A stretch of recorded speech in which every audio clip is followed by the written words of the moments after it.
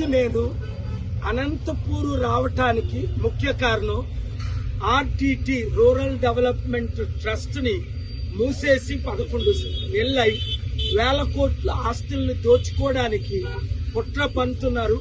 ఎఫ్సిఆర్ఏలు రాకుండా ఫారెన్ డబ్బుని తేకుండా ఆయన ఏ మత మార్పిడి చేయకుండా సేవలు చేసి అనంతపూర్, కర్నూలు, అలాగే చిత్తూరు, కడప జిల్లాల్లో కొన్ని లక్షల మందికి సత్యసాయిబాబు గారు ఎలా సేవ చేశారో ఆయన కంటే 100 రెట్లు ఫాదర్ ఫెరార్ గారు చేసిన సేవకు మద్దతు ఇచ్చి వెంటనే వారి ప్రాబ్లంలు సాల్వ్ చేయడానికి వచ్చారు.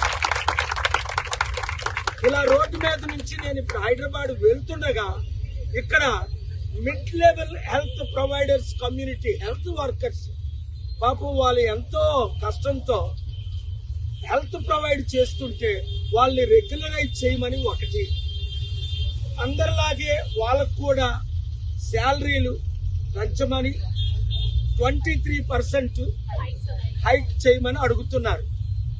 రాష్ట్రంలో డబ్బు లేదు తెలుసు, అందుకనే మీరు చేతకాని దద్దమ్మలనే, మీకు డబ్బు తేడం రాదనే, మీకు నిరుద్యోగులకు ఉద్యోగాలు ఇవ్వడం రాదనే, ఇలాంటి వాళ్ళు మీరు పెర్మనెంట్ చేయడం చేత కాదనే నేను ప్రజాశాంతి పార్టీ పెట్టి మన తెలుగు ప్రజలను రక్షించడానికి వచ్చాను.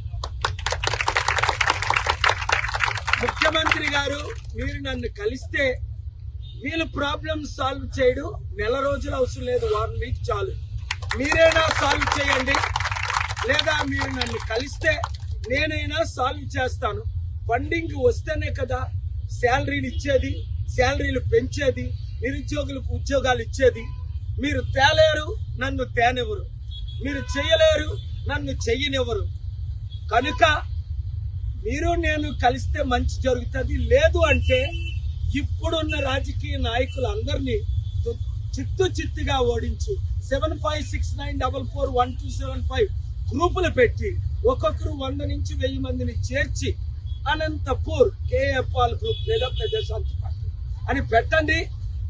అందరూ ఈరోజే సహకరిద్దాం, వీళ్ళందరినీ మనం కాపాడుకుందాం, రాష్ట్రాన్ని, దేశాన్ని కాపాడుకుందాం.